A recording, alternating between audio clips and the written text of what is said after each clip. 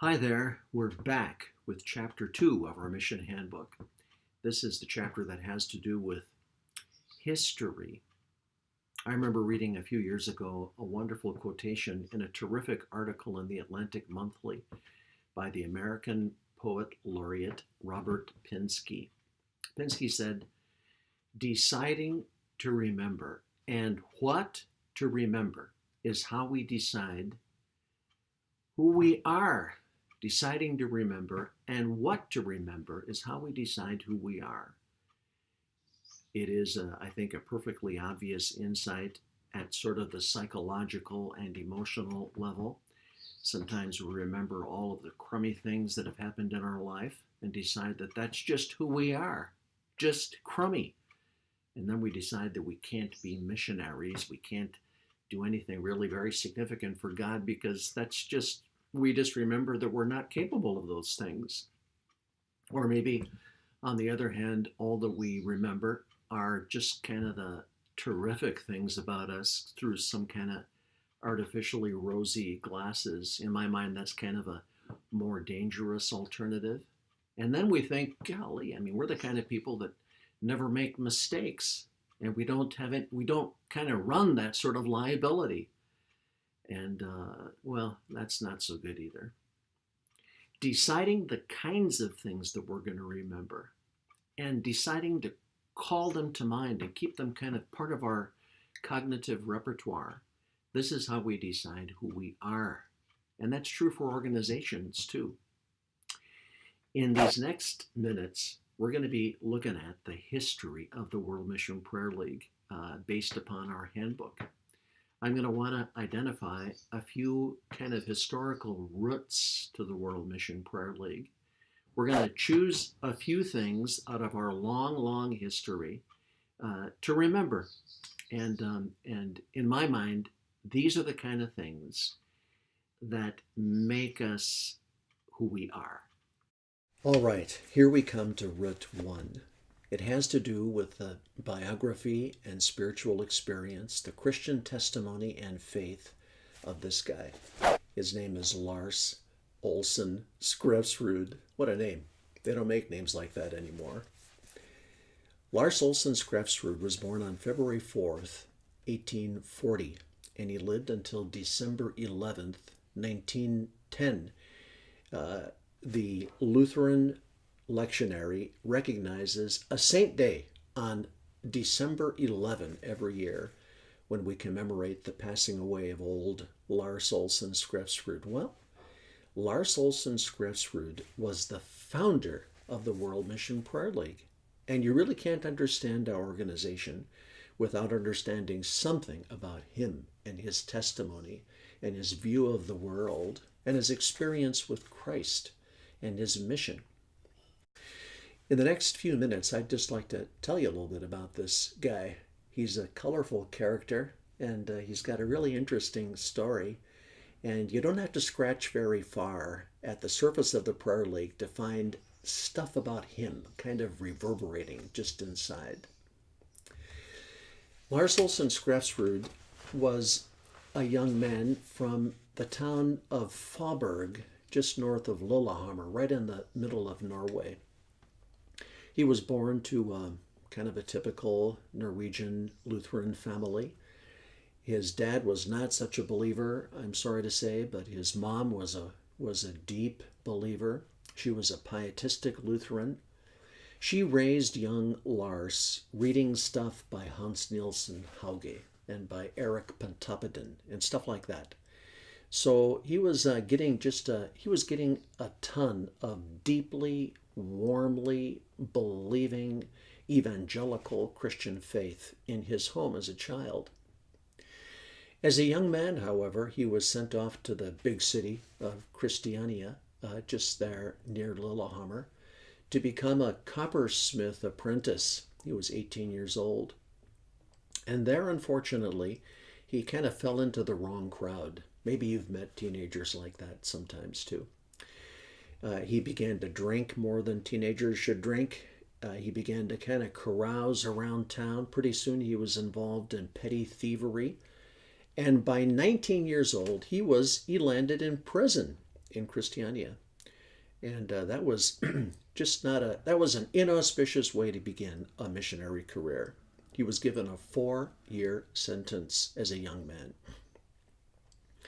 There in prison, he was 19 years old and 20 years old. He began to read his Bible again, and he began to remember what he had learned at his mother's knee. There was also a young woman involved, as sometimes happens in cases like this. Her name was Anna, and she was also from Faubourg, from Lars's hometown. And she never gave up on this guy and was praying for him and writing to him. I think she even had an opportunity to visit him in prison. And though his life was a wreck and he had made a shipwreck of everything, he eventually came to faith. He was 21, and the year was 1861, and Lars Olsen Skrefsrud became a new man, a new creature in Christ. His jailers recognized the change in him and let him out of prison early after serving only 2.5 years of a 4-year sentence. Well, he did what just seemed like the natural thing to do. As soon as he got out of prison, he went and volunteered to become a missionary. He went down to a town called Stavanger on the coast and attempted to sign up with the Norwegian Missionary Society. Somehow they were just not so impressed with young Lars. I mean, like, he was just fresh out of prison, kind of a raving alcoholic, and they just didn't seem like he didn't seem to them such promising missionary material. So in that same year, in 1862, he learned about alternative missionary societies in Germany. He was told that they would accept anybody, so he went off to Berlin in 1862, and there he met a fellow that would become his lifelong mentor and colleague, an older gentleman from Copenhagen whose name was Hans-Peter Borresen, and he introduced him to the Gosner Mission Society. So Lars enrolled in Bible school in Berlin in 1862 with the Gosner Lutheran Mission. In 1863, after a year of Bible school, he went off to India to serve with the Gosner Mission. And then shortly after, in 1865, Hans-Peter Borresen and Caroline, his wife, joined Lars in India, together with Anna. By that time, Lars and Anna were already engaged. In fact, they became engaged shortly after his release from prison. And in 1865, they were married and they began to serve with the Gosner Mission. Somehow, it didn't go so very well with them. They had some falling out with the leadership of the mission back in Berlin. They wanted to reach out in a brand new area. They wanted to work together, and old Pastor Gosner in Berlin wasn't so happy with that. So they up and left and joined the London Baptist Missionary Society. I'll bet that you didn't know that the founders of the World Mission Prayer League were members of the London Baptist Missionary Society for some period of time. They were members actually until 1877. In 1865, they joined the mission, the Baptist mission, and they went off to look for a new and unreached part of the world. And it took them to Santalistan. There in 1867, they began what they called a home board for reaching the Santal people near a town called Benagaria, north of Calcutta.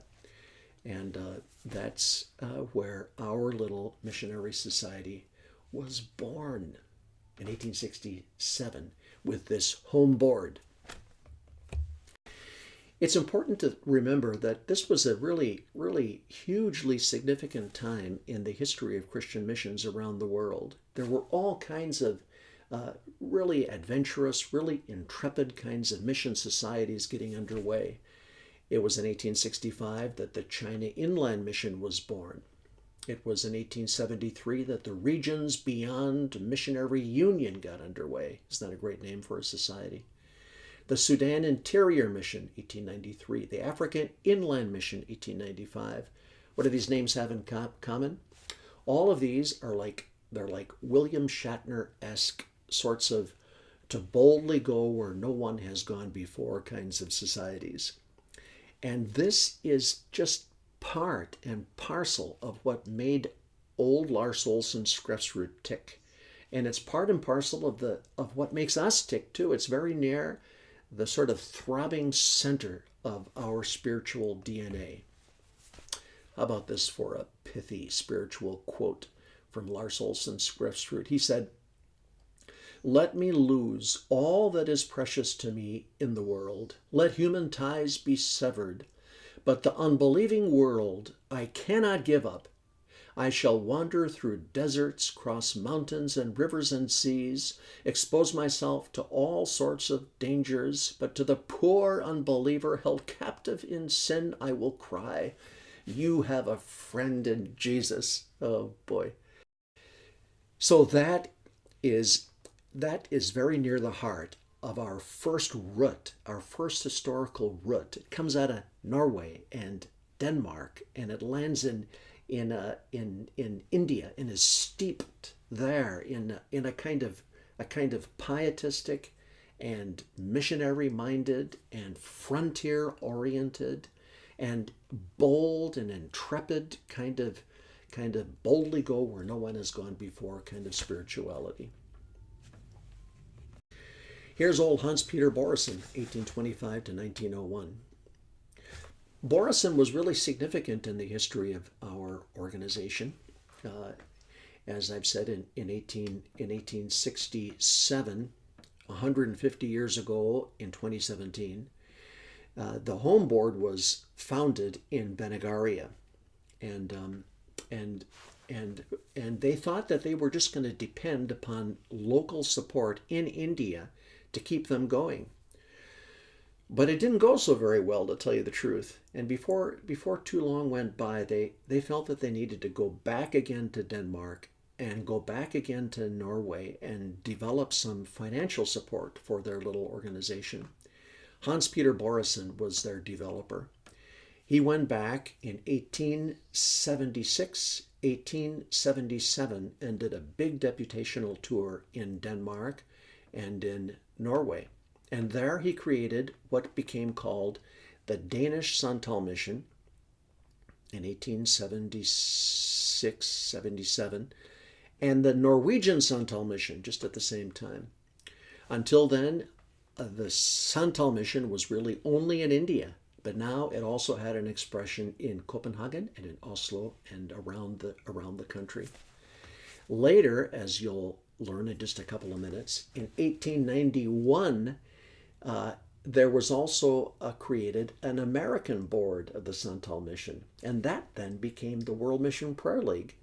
That was merged formally into the World Mission Prayer League in 1972. Well, these are a lot of dates that you probably won't remember much after our presentation today, but I mean, I just want to demonstrate to you that this is us. This is where we began, and this is who we are. So here's a picture from our early days in Santalistan, 1890. Aren't you glad you're not assigned there? Things went pretty well for them, actually. There was a lot of baptisms. Today there's a church of about 85,000 Lutherans. There's some great big mission stations and hospitals and whatnot that are the result of this work. Maybe sometime you will hear about Mahal Pahari Hospital, not far from Benegaria. This is a big deal and a very fine hospital. That comes out of this effort. Maybe you will have learned of Lamb Medical Project in Bangladesh. You may think of it as a World Mission Prayer League project, and you would be right. But it dates back to these efforts among the Santal people. We inherited it from the Santal Mission, and then it became a World Mission Prayer League project. In 1892, here's a picture of the Ebenezer Station. It's really interesting. In 1867, when Skrefsrud, Borisson, and also a Baptist guy by the name of Edward Johnson went to Benegaria, they planted a stone there. And if you go to this station, Ebenezer Station, there's a picture of it right there before you. If you go there, you will still see the Ebenezer stone. It's planted there. They called it Ebenezer, which is really a cool idea because, I mean, like that comes from that Old Testament story. Samuel raised a stone, and he called it Ebenezer, and he wanted the people of Israel to remember that just as God had been faithful to them until then, they could trust him to be faithful in the future. So old Skrefsrud had the idea that they should call this station Ebenezer, and they planted a stone. It became the cornerstone of the station, and there it is in 1892. In 1893, this is what the team looked like. There's that old Dane, Hans-Peter Borison, Callie. It looks like some kind of, I don't know, some kind of 19th century hippie. He's standing in the back there. And then his wife, Caroline, is down to his right.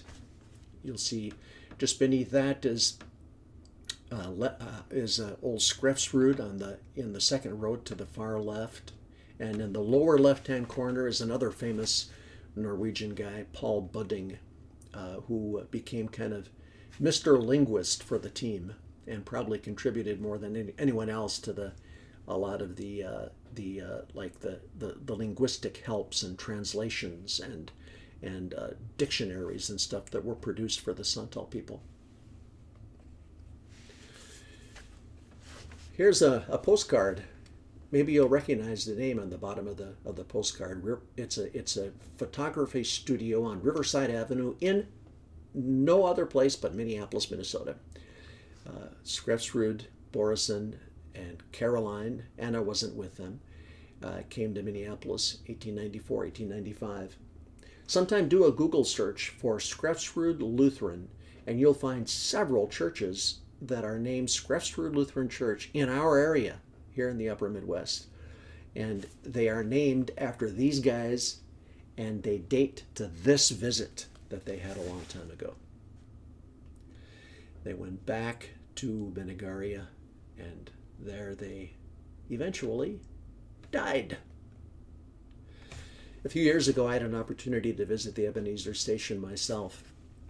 It was really a thrill to be there. I got to sit, believe it or not, on Lars Olsen Skrefsrud's original bed. Someone still uses it. It's being used by a Santal pastor.